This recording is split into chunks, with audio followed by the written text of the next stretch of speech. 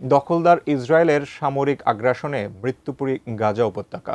অব্যাহত গোলাবর্ষণের মধ্যেই অবরোধের কারণে কৃত্রিম খাদ্য সংকটে গাজা দাঁড়িয়েছে দুর্ভিক্ষের দ্বারপ্রান্তে। আসছে সেপ্টেম্বরে একটি ভয়াবহ দুর্ভিক্ষের আশঙ্কা করা হচ্ছে গাজা উপত্যকায়। সম্প্রতি ট্রাম্পের বিলাসী মধ্যপ্রাচ্য সফরেও গাজা নিয়ে হয়নি কোনো আলোচনা। তবে গাজা পুনর্গঠনে অর্থায়নের প্রতিশ্রুতি দিচ্ছে আরব লীগ। বিস্তারিত ইমতিয়াজ আলমের প্রতিবেদনে। ইরাকের রাজধানী বাগদাদে অনুষ্ঠিত আরব দেশগুলোর জোট আরব লীগের শীর্ষ সম্মেলনে ইসরায়েলি আগ্রাসনে বিধ্বস্ত গাজা ভূখণ্ড পুনর্গঠনের প্রতিশ্রুতি দেওয়া হয়েছে। পাশাপাশি গাজায় গণহত্যা বন্ধে ইসরায়েলের উপর চাপ প্রয়োগে আন্তর্জাতিক সম্প্রদায়ের প্রতি আহ্বান জানানো হয়েছে। সৌদি আরবের সংবাদ মাধ্যম আরব নিউজের প্রতিবেদন থেকে এই তথ্য জানা গেছে।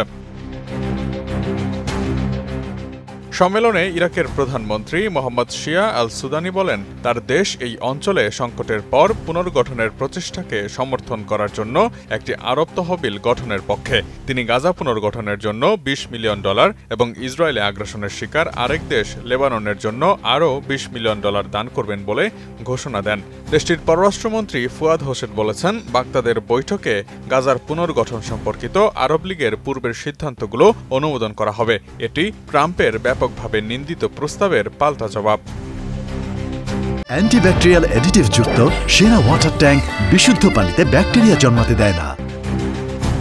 ট্রাম্পের মধ্যপ্রাচ্য সফর শেষ হওয়ার একদিন পর 17 মে শনিবার বাগদাদে এই আলোচনা অনুষ্ঠিত হয়। উপসাগরীয় অঞ্চলে ট্রাম্পের সফরের সময় গাজা নিয়ে কোনো পক্ষ থেকেই আলোচনা না হওয়ায় বিভিন্ন মহল থেকে সমালোচনাও দেখতে পাওয়া যায়।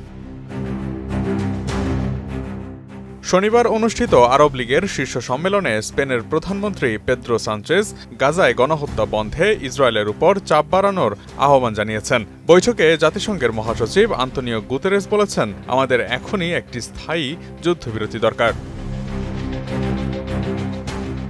এদিকে যুদ্ধবিধ্বস্ত গাজা উপত্যকার অবরোধ অবিলম্বে তুলে নেওয়া, ইসরায়েলের সামরিক অভিযান বন্ধ, মানবিক সহায়তা প্রবেশের অনুমতি এবং যুদ্ধবিরতির লক্ষ্যে আলোচনায় ফিরে যাওয়ার আহ্বান জানিয়েছেন ইউরোপের 7টি দেশের নেতারা।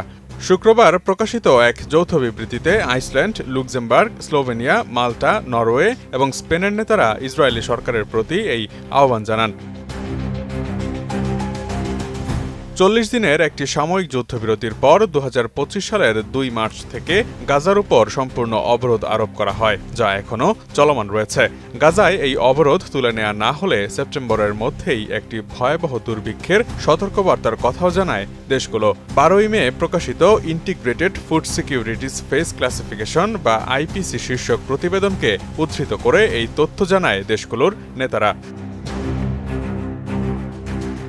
এ পর্যন্ত অব্যাহত ইসরায়েলি সামরিক আগ্রাসনে গাজায় 53,272 জন নিহত এবং 1,20,673 জন আহত হয়েছেন। কৃত্রিম খাদ্য সংকটের কারণে এরই মধ্যে অন্তত 57 জন শিশুর মৃত্যু হয়েছে বলে জানিয়েছে বিশ্ব স্বাস্থ্য সংস্থা।